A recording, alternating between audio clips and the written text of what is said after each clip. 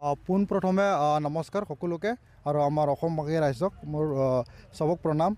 আমাৰ এই আহিবলগীয়া 18 জানুৱাৰীত আমি হালুৰি বুচুৰ কাৰণে এতিয়া যুঁজা চলি আছে। সকলোকে এই মাধ্যমৰ জৰিয়তে আপোনালোকক সকলোকে ইনভাইটেশ্যন দিলোঁ পোনপ্ৰথমে।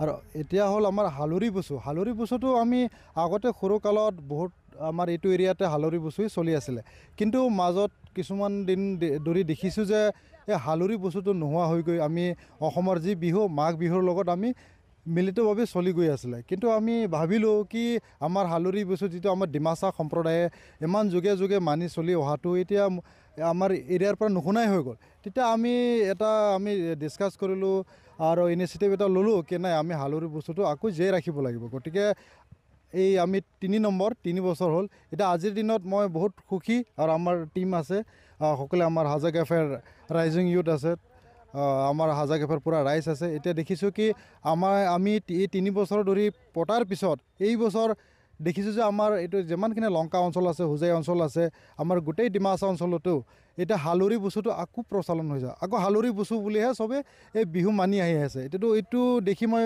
বহুত খুশ হৈ আছোঁ আৰু বহুত মনটো খুব আনন্দিত আৰু মনত একদম প্ৰকাশ কৰিব পৰা নাই আৰু তেনেকুৱা মনত বহুত আনন্দ পাইছোঁ। নিশ্চয় ক'ব লাগিব, আমাৰ যিটো হালুৰি বুচু আমাৰ পূৰ্বজ যিমানখিনি আমাৰ চেলিব্ৰেট কৰি গৈছিলে সেইটো মাজত হেৰাই গৈছিলে, যেনেকৈ দাদাইজনে কৈছে, সেইটোৱে আমি এতিয়া আকৌ জীয়াই উঠাৰ কাৰণে বা আমি আকৌ প্ৰচলন কৰাৰ কাৰণে আমি চেষ্টা কৰি আছোঁ। ইয়াত আমি কাৰ্যসূচী এইটোৱে ৰাখোঁ যে আমি আমাৰ ডিমাচা সম্প্ৰদায়ৰ যিটো আমাৰ পোচাক বা আমাৰ ডেন্স যিটো ফল্ক ডেন্স হয় সেইখিনি আৰু আমাৰ যিটো ফল্ক ছং এইবোৰ আমি কেনেকৈ জীয়াই ৰাখিব পাৰোঁ আৰু আজিৰ দিনৰ ইউথৰ মাজত সেইটো কেনেকৈ আমি প্ৰমোট কৰিব পাৰোঁ বা আমি দুনিয়াক দেখাব পাৰোঁ, সেইটো আমি জীয়াই ৰখাৰ কাৰণে প্ৰিজাৰ্ভেশ্যন আৰু কনজাৰ্ভেশ্যনৰ কাৰণে আৰু প্ৰমোট কৰাৰ কাৰণে আমি যুঁজি পৰিছোঁ। আমি এবাৰ আমাৰ 3rd এডিশ্যন আৰু আমাৰ এবাৰ যিটো বাইডিমা বুলি কওঁ আমাৰ যিটো ফল্ক ডেন্স, সেইটো আমি প্ৰতিবাৰ আমি কম্পিটিশ্যন পাতি আহিছোঁ যাতে প্ৰমোশ্যনৰ কাৰণে বা কনজাৰ্ভেশ্যনৰ কাৰণে। এবাৰ আমি প্ৰাইজ মানি তেনেকুৱা আমি ৰাখিছোঁ। বাইডিমা কম্পিটিশ্যন যিটো আমাৰ সেইটো আমাৰ ফাৰ্ষ্ট প্ৰাইজটো আমি 40,000কৈ ৰাখিছোঁ আৰু দ্বিতীয় প্ৰাইজ 25,000কৈ ৰাখিছোঁ আৰু তৃতীয় প্ৰাইজ 15,000কৈ ৰাখিছোঁ। আমি এবাৰ নতুন এডিশ্যন কৰিছোঁ। আমি ডিফু মেডিকেল কলেজ এণ্ড হস্পিটেলৰ লগত আমি আলোচনা কৰি, তেওঁলোকৰ প্ৰিন্সিপালৰ লগত আলোচনা কৰি, তেওঁলোকৰ ডক্টৰসকলৰ লগত আলোচনা কৰি আমি নতুন এটা কাৰ্যসূচী এইবাৰ লৈছোঁ।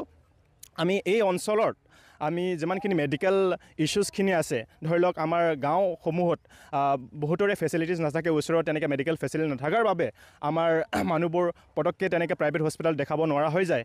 বহুতখিনি বেমাৰ তেনেকৈ হাজাৰবাৰ থাকি যায়। সেইকাৰণে আমি এটা সুযোগ দিব বিচাৰিছোঁ আমাৰ গাঁও অঞ্চলত বহুতখিনি বেমাৰ থাকি যোৱাৰ কাৰণে 18 তাৰিখে আমি দিনটো এটা কাৰ্যসূচী ৰাখিছোঁ।